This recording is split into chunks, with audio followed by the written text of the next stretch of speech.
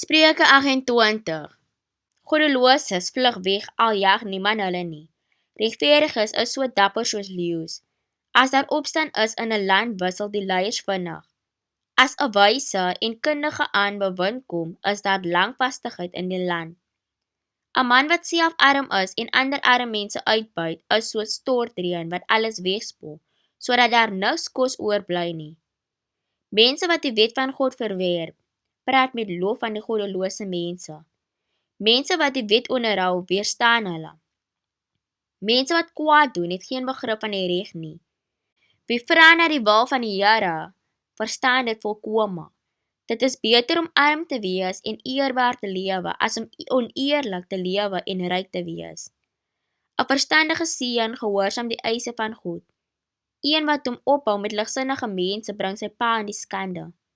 Wie ryk word deur onbillike rente en onregverdige wind, sal dit moet oorgee aan iemand wat hom oor armes ontferm.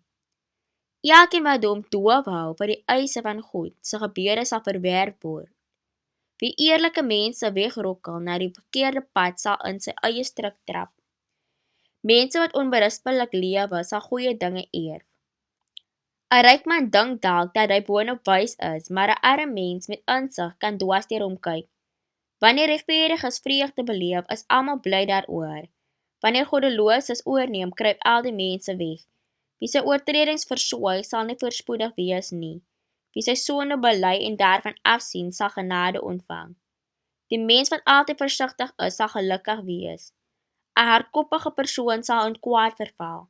'n goddelose regerder is vir sy weerlose volk soos 'n leeu wat brul, en 'n beer wat wil aanval.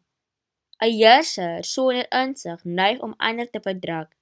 'n regerder wat uitbuiting haat, bly lank aan bewind.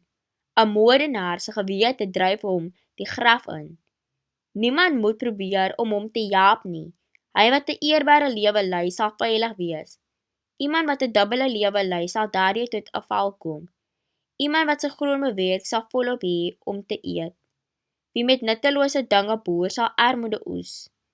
'n betroubare man sal geseën word.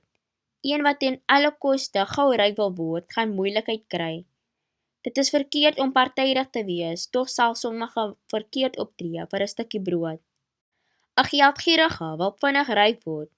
Ongelukkig weet hy nie dat hy 'n gebrek gaan ly nie. Die een wat ander berisp, kry op die einde eerder waardering as die persoon wat ander vlei.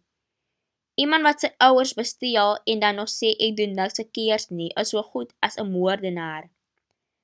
'n gierige persoon veroorsaak rusie. Wie op die Here vertrou, sal voorspoed ervaar.